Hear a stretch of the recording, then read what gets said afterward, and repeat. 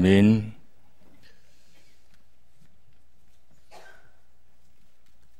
세상에 살아가면서 가장 사랑했는 사람이, 그리고 내 삶에 가장 소중하신 분이 곧 임종을 앞두고 있습니다. 그 임종을 앞두고 임종하신 순간에 모든 자녀들을 모아놓고 하시는 말씀입니다. 내가 이제 곧 간다고 말씀합니다.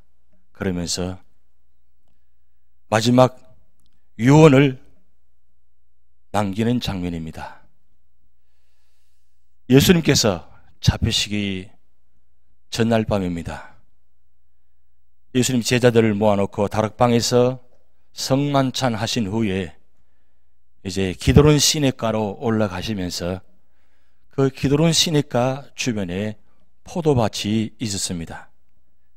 포도밭을 지나면서 예수님께서 포도밭을 바라보시면서 포도 한 송이를 이렇게 들어 올리시면서 말씀하시는 장면입니다. 그 장면이 오늘 말씀 1절 말씀에 나는 참 포도나무요 내 아버지는 농부라 너희는 가지라. 제자들이 깜짝 놀랍니다. 아니, 예수님이 어떻게 포도나무가 될 수 있습니까? 그리고 우리가 가지라니요. 말이 안 되는 이야기를 지금 예수님은 제자들에게 말씀하고 있습니다. 거기다가 아버지는 농부라고 말씀까지 하십니다. 왜 예수님께서 수많은 유언의 말씀들이 있음에도 불구하고 그 다른 말씀 다 제쳐놓고 포도밭 옆에서 그냥 지나가실 수 있는데, 왜냐하면 곧 겟세마네 동산에서 기도하시면서 잡히시기 직전입니다. 그런 긴박하고, 아니 세상에서 가장 무거운 짐을 이제 곧 지셔야 되는 그런 상황 앞에서 무슨 말씀입니까? 나는 참 포도나무요 내 아버지는 농부라 그리고 너희는 가지라. 이 제자들은 믿을 수 없는 상황의 말씀을 지금 하고 있습니다. 근데 왜 예수님께서 이 가장 순간에, 가장 중요한 순간에 이런 말씀을 하셨는가? 굉장히 그 유언의 의미가 있기 때문입니다. 저는 아버님께서 목회하실 때 마지막 장면이 기억납니다.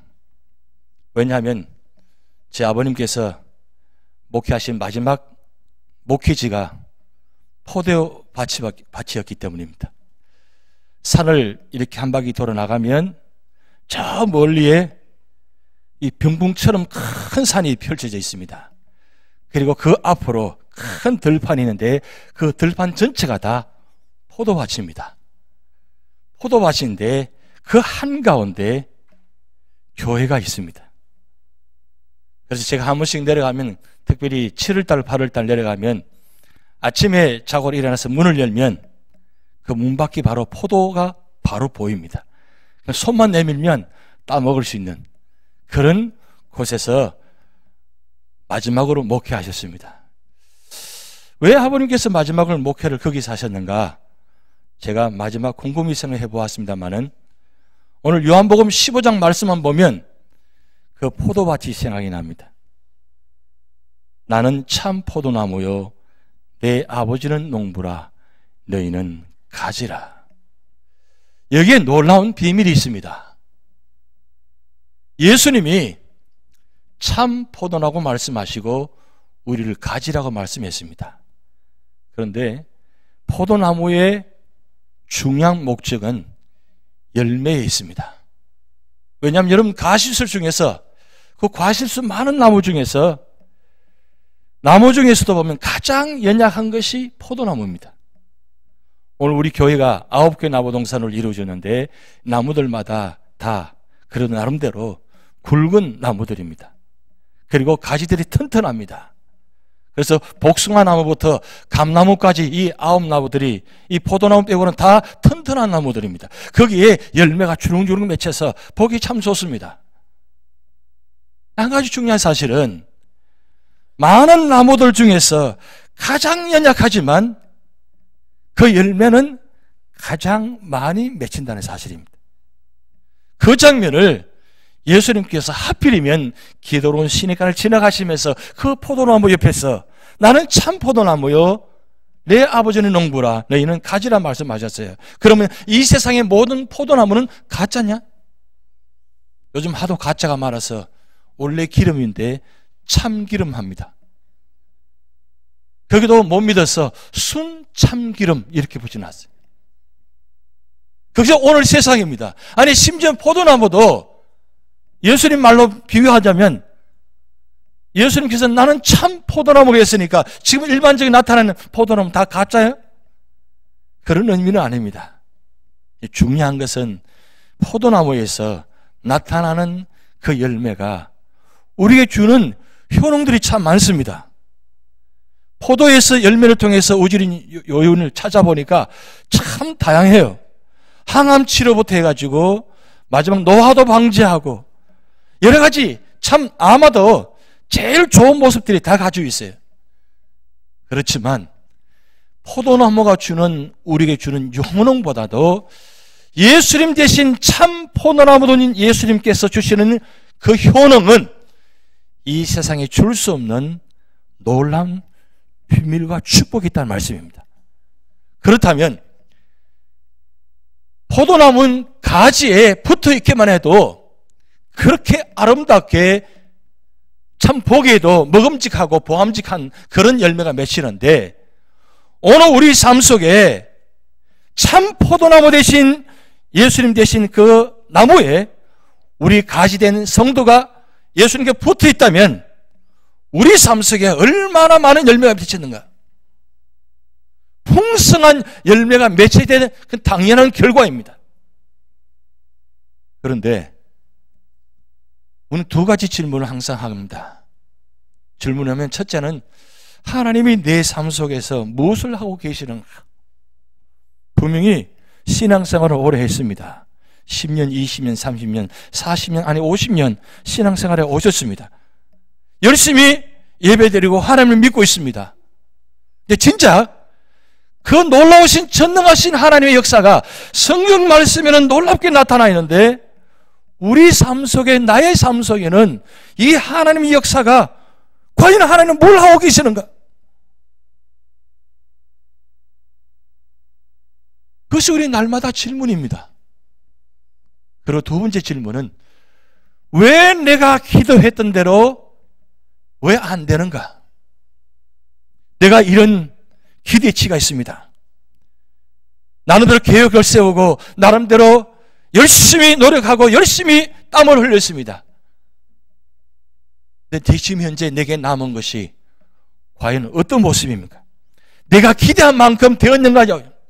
지금 10월 달입니다. 10월 이제 마지막 주간 다가오고 있습니다.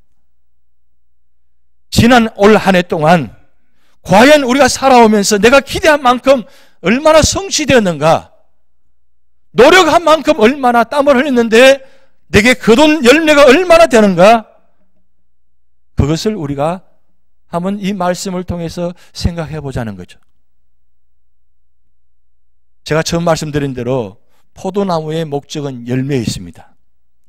포도나무가 열매가 없으면 아무 소용없는 나무가 됩니다. 다른 일반 나무들은 목재로도 땔감으로 사용할 수 있습니다. 그런데 이 포도나무는 너무 연약해가지고 가지가 부족해서 땔감도 부족합니다. 그런 정도의 포도나무입니다. 그런 포도나무에 열매가 많이 맺히는데 과연 그럼 열매는 무엇인가? 이걸 오늘 분명히 알고 계셔야 되는 사실입니다. 성경에서 이 열매라는 말은 다른 말로 의미를 찾아보면 선한 행실이라고 나타나 있습니다.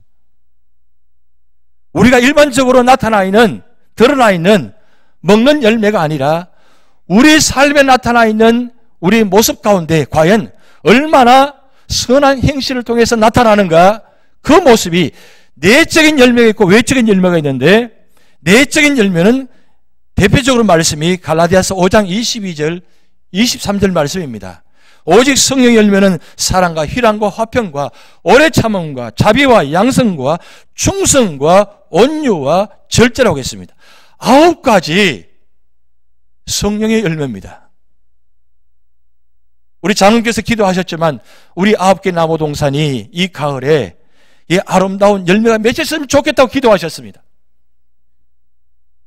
과연 그러면 우리 9개 나무 동산에 우리 각자 내적으로, 내 내면적으로 이 성령의 9가지 열매가 충실히 알차게 꽉 차게 열매가 맺혔냐 이거죠. 여러분, 포도나무의 열매를 보시면 얼마나 꽉 차 있는지 모릅니다. 숫자를 헤아릴 수 없을 정도로 꽉 차게 탐스럽게 열매가 맺혔습니다. 그렇다면 오늘 우리 삶 속에 내가 내면적으로 내 속에 내 안에서 내가 하나님을 믿고 예수를 믿고 신앙생활로 오시면서 과연 내 내면적으로 사랑과 희락과 화평과 오래 참음과 자비와 양성과 충성과 온유의 절제, 이 9가지 중에 나는 과연 몇 가지 열매를 지금 맺히고 있느냐, 한번 생각해 보시기 바랍니다. 이 9가지 열매가 충실하게 맺혀지면 외적으로 열매가 맺혀지는데, 고린도후서 9장 8절 말씀에 외적인 열매입니다. 하나님이 너희 모든 은혜를 너희에게 넘치게 하시나니 이는 너희는 모든 일에 항상 모든 것이 넉넉하여 모든 착한 일을 넘치게 하려 하심이라. 여기 모든 착한 일, 이 착한 일이 외적인 열매란 말씀이에요. 내가 내적으로, 내 내면적으로 하나님 믿으면서 예수님 믿으면서 내가 은혜 받아서 변화받아서 내 삶 속에서 은혜 충만한, 말씀 충만, 성령 충만해서 나타나는 결과가 모든 사람들에게 넉넉히 나타나는데, 그 모든 모습들이 착한 일이 된다는 거예요. 그 착한 일이 뭐냐뇨? 그 착한 일은 우리 삶 속에 나타나는 하나님의 열매들, 바로 말씀이 전달되고, 그리고 날 말씀을 통해서 다른 사람이 전달되어서 다른 사람이 변화되어서 주께로 돌아오는 구원의 역사, 그 복음의 비밀들입니다. 그렇다면 오늘 이 가을에 지금 포도밭에 우리가 들어와 있습니다. 오늘 여러분들을 포도밭으로 초대했습니다. 포도밭에 가면 일반적으로 9월달, 8월달 일반적으로 다 열매를 거두는데, 입구에 보면 바구니들을 하나씩 다 놓게 됩니다. 과연 그 바구니들 보면 바구니의 모습들이 다 다릅니다. 오늘 4가지 바구니의 모습을 여러분 앞에 보여드립니다. 첫째 바구니는 열매가 하나도 없습니다. 두 번째 바구니를 보니까 포도 열매가 조금 있어요. 세 번째 바구니를 보니까 열매가 좀 더 많이 있어요. 근데 마지막 바구니를 보니까 꽉 차게 풍성하게 거두었습니다. 그러면 왜 바구니의 차이점이 있냐 이거죠. 각 바구니들이 다 같이 4번째 바구니처럼 열매가 가득 차서 소출이 많아야 되는데 왜 차이점이 있냐 이거죠. 그렇다면 오늘 내가 내 입장에 봤을 때 나는 어느 바구니에 여러분 속해 있는 것 같습니까? 지금 이 가을에 내가 그동안 거둔 열매가, 거둔 소출들이, 거둔 바구니가 여러분 꽉 차 있습니까? 아니면 텅텅 비어 있습니까? 있긴 있는데 뭔가 부족해 보입니까? 옆 바구니 보니까 꽉 차 있는 내 바구니 보니까 너무 부족해요. 과연 나의 바구니의 모습은 어디에 속해 있는가? 한번 생각해 보시기 바랍니다. 여기서 오늘 2절 말씀을 통해서 포도나무의 비밀을 말씀하고 있습니다. 열매 맺지 못하는 삶이 계속된다면 하나님께서 나의 삶에 개입하십니다. 오늘 2절 말씀 같이 한번 읽어보시겠습니다. 무릇 내게 붙어있어 열매를 맺지 아니하는 가지는 아버지께서 그것을 제거해 버리시고, 무릇 열매를 맺는 가지는 더 열매를 맺게 하려 하여 그것을 깨끗하게 하시느니라. 포도밭의 농부가 8월달에 거두기 전에 3월달, 4월달 되면 이 포도나무가 자라가는 과정이 나타납니다. 자라갈 때 이 농부가 전지를 해주기 시작합니다. 상태를 보아서 열매를 맺지 못하는 나무는 잘라버립니다. 그리고 열매가 좀 맺혀지려고 하는 그 포도나무에는 그 주변을 정리해 주기 시작합니다. 그것을 가지치기라고 합니다. 가지치기가 굉장히 중요합니다. 3, 4월 달에 농부가 이 가지치기를 시기를 놓쳐버리면 8월 달에 포도 열매에 굉장히 지장이 줍니다. 그래서 죽어가는 가지나 이미 죽은 것들 다 제거해버립니다. 그리고 열매를 맺고 있는 가지들에게 햇빛이 좀 더 많이 비치도록 그렇게 주변 잎들을, 가지들을 정리해 주기 시작합니다. 왜냐하면 이 가지치기를 해주면 열매 크기와 질이 달라지기 때문입니다. 가지치기를 제대로 해주지 않으면 열매가 풍성하게 꽉 차게 맺히지 않습니다. 그리고 열매가 크지 않습니다. 그런데 가지치기를 정확하게 해주면 이 포도 열매가 정말 상상을 초월할 정도로 엄청난 크기로 포도 알이 크고 꽉 차고 그리고 포도 당도가 굉장히 강합니다. 저희 아버님께서 목회하시는 곳은 영천이었습니다. 이 영천은 대한민국에서 가장 포도 생산량이 가장 많은 곳입니다. 그리고 강수량이 적고 일조량이 많기 때문에 포도가 자라기는 가장 적합한 날씨 곳이 바로 영천입니다. 그래서 전국에서 이 영천의 포도 생산량을 찾아와서 많이 사갑니다.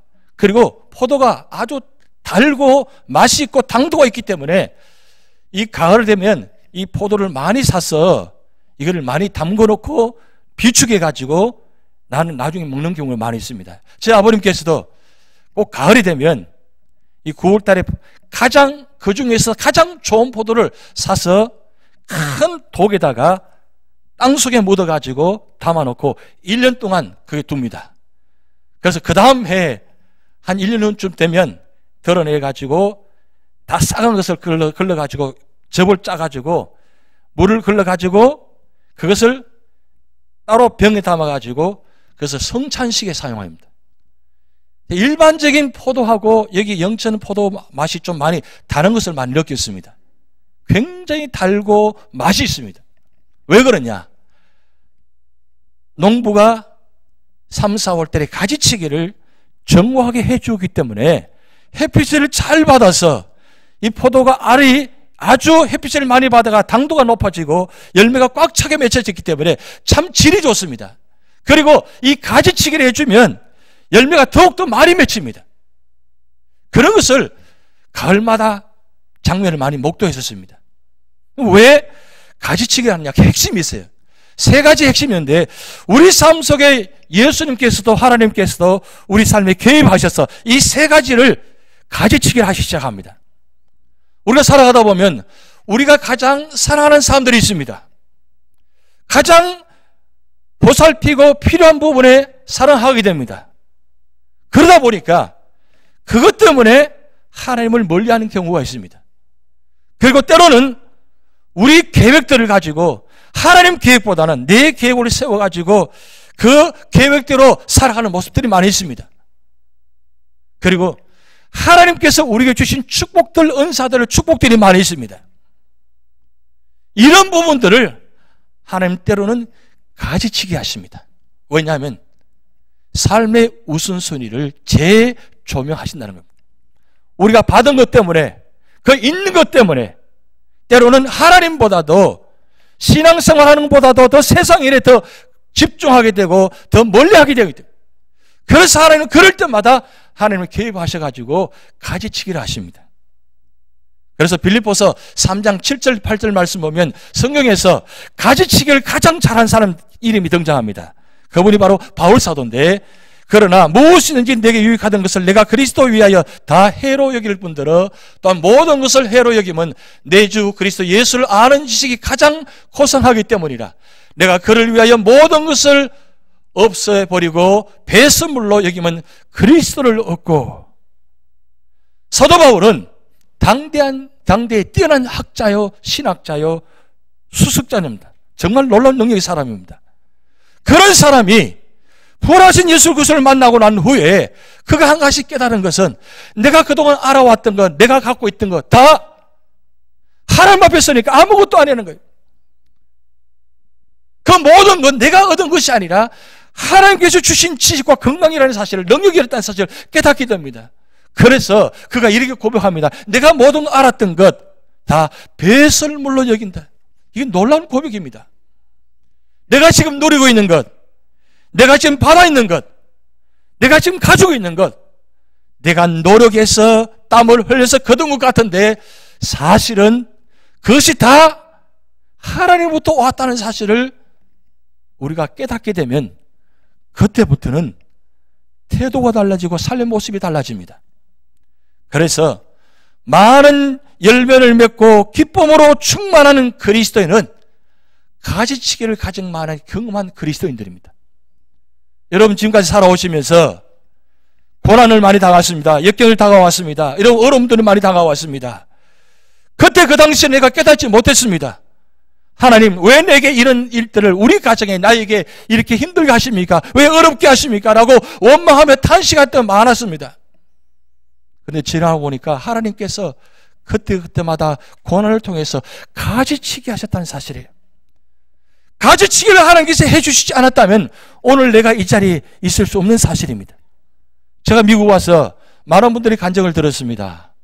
내가 미국 오지 않았다면 예수를 믿지 않았을 뿐만 아니라 그 긴 이민 생활 속에서 정말 수많은 고난들이 있었는데 그때는 이해를 못했는데 지금 와서 보니까 하나님께서 나를 사랑하셔서 나를 세우시기 위해서 내 자리, 이 자리에 있게 하기 위해서 그런 많은 가지치기를 하셨다는 걸, 그것을 깨달았다는 거예요.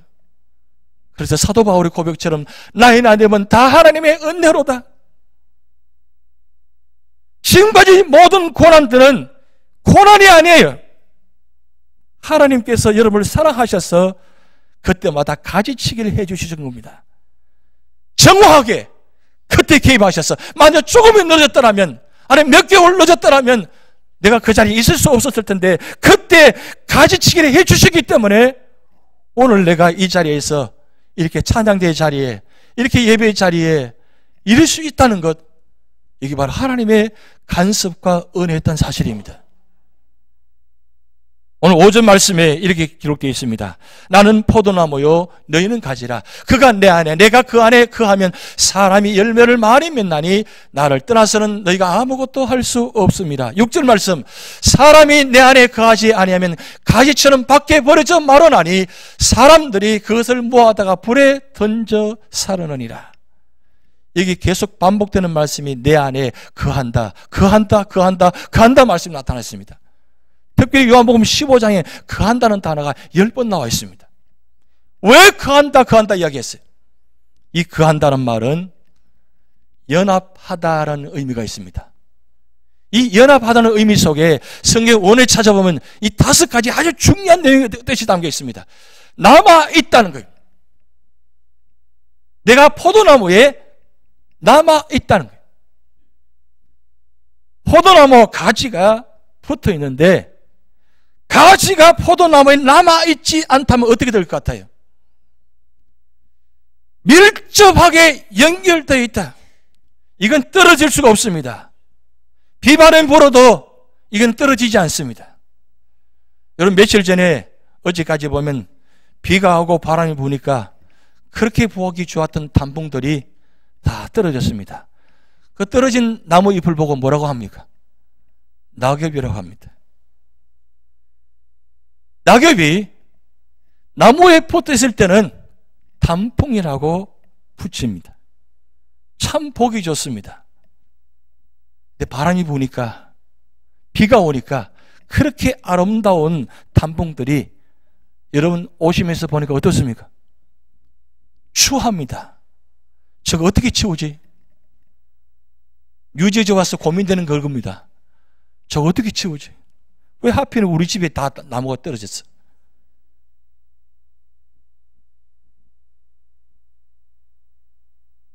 가지가 나무에 붙어 있으면 오랫동안 정착해 있으면, 그리고 참고 견디면, 그리고 지속적으로 붙어 있으면 열매가 맺힙니다. 비바람이 불어도 가지가 견뎌내야 됩니다.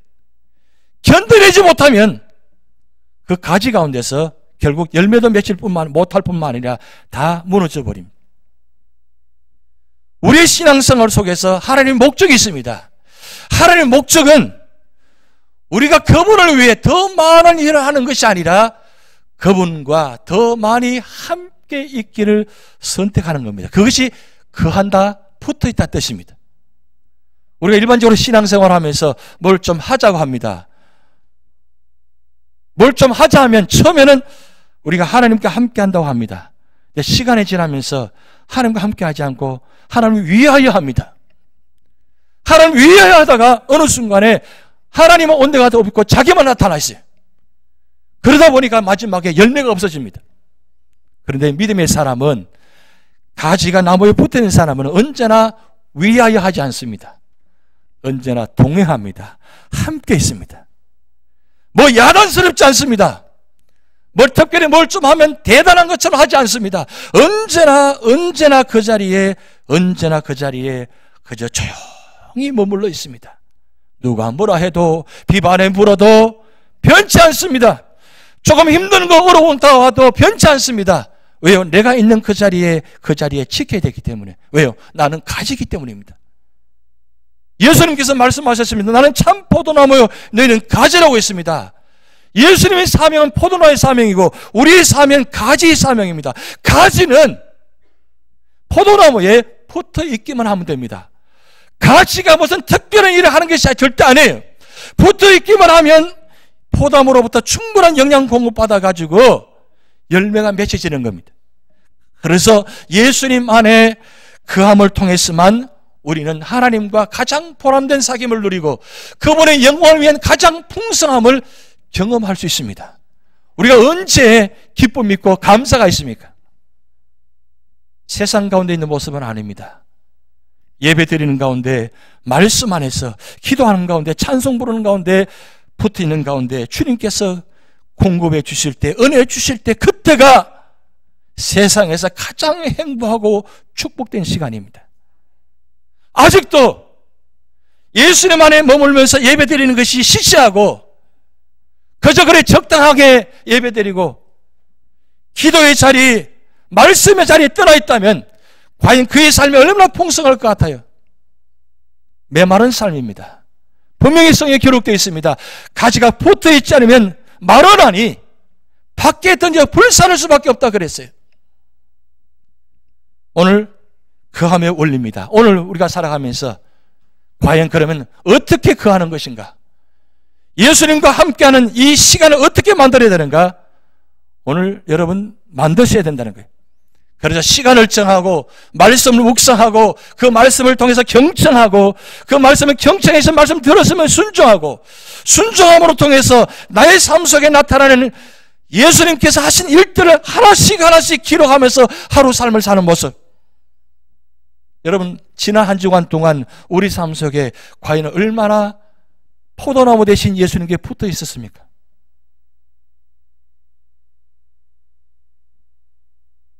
잠깐 붙어 있다가 떨어져 버리면 다음에는 잘 붙지 않습니다. 그것이 반복되면 결국은 붙을 수가 없습니다.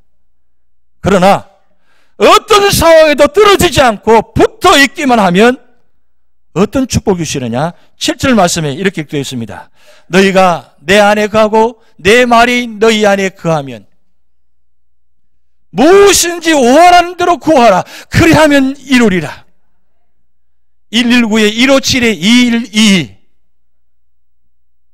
무슨 번호입니까? 예수님 전화번호입니다. 너희가 내 안에 거하고 내 말이 너희 안에 거하면 이 말이 중요합니다. 하나님께서 우리에게 주신 이 말씀입니다. 이 말씀이 내 안에 거하면 전제 조건입니다. 안에 있긴 있는데 하나님의 말씀이 내 안에 있지 않습니다. 그 하나님의 말씀이 내 안에 거하지 않습니다. 그러면 무엇을 구하든지 이루어지지 않습니다. 그런데 하나님의 말씀을 붙들고 그 말씀을 묵상하고 경청하고 순종하면 그 말씀이 내 속에서 살아서 역사하십니다. 그래서 요한복음 1장 14절 말씀에 말씀이 육신이 되어 우리 가운데 거하심에 그 영광을 보니 아버지 독생자의 영광이요 은혜와 진리가 충만하더라. 말씀이 내 가운데 임하면 그 말씀이 살아 역사서 움직여서 내 생각과 마음을 변화시키고 내 계획을 변화시켜서 그 말씀이 내가 이루는 것이 아니고 그리하면 이루리라. 내가 이루는 것이 아니에요. 하나님이 말씀이 이루신다는 말씀이에요. 8절 말씀입니다. 너희가 열매를 많이 맺으면 내 아버지께서 영광을 받으실 것이요 너희는 내 제자가 되리라. 바로 열매를 맺는 성도가 예수님의 제자입니다. 제자는 특별한 사람이 아닙니다. 그저 말씀에 따라 쫓아가면서 언제나 어느 순간에 어느 자리든지 언제나 예수님 포도나무에 가시된 우리가 붙어 있기만 하면 우리 삶을 통해서 주님의 영광이 드러나고 우리를 제자라고 말씀하고 있습니다. 오늘 세 가지 기억하시기 바랍니다. 첫째, 예수님은 포도나무요 나는 가지입니다. 예수님이 가지 아니고 나는 포도나무가 아닙니다. 내가 포도나무 착각하지 마시기 바랍니다. 가지는 어디까지나 포도나무에 붙어 있으면 열매가 맺힙니다. 포도나무의 목적은 열매를 맺히는 것입니다. 예수님께서 왜 이 땅에 오셨습니까? 왜 여러분에게 참 포도나무 되셨습니까? 여러분을 통해서 열매를 맺게 하시기 위함입니다. 신앙생활은 얼마나 오래느냐 그 중요하지 않습니다. 지금 이 순간에 내가 예수님 안에서 붙어 있기만 하면 하나님은 나의 모습을 통해서 이 가지를 통해서 비록 연약하지만 부족하지만 세상이 감당지 못하는 그런 능력의 사람으로 바뀌신다는 겁니다. 할 수 없는 것이 아닙니다. 그건 내 생각입니다. 그저 붙어 있기만 하면 하나님께서 예수님께서 성령을 통해서 나를 통해 역사하셔서 부족하고 마른 가지 볼품 없습니다. 가지는. 그런데 이 가지가 나타나는 열매가 얼마나 주렁주렁 꽉 차있는지 모릅니다. 처음 두 가지 질문 드렸습니다. 하나님은 내 삶 속에 왜 무엇을 하고 계시는가? 왜 내가 기도했던 대로 되지 않는가? 그건 단 이유로 한 가지입니다. 가지된 여러분들이 포도나무에 붙어 있지 않기 때문입니다. 오늘부터 여러분 삶 속에 어떤 순간 어떤 상황이 다가온다 할지라도 붙어 있기 바랍니다. 연합해 있기 때문에 바랍니다. 우리 유저지 연합장로교입니다. 참 이름 잘 지은 것 같아요. 유저지 연합장로교회.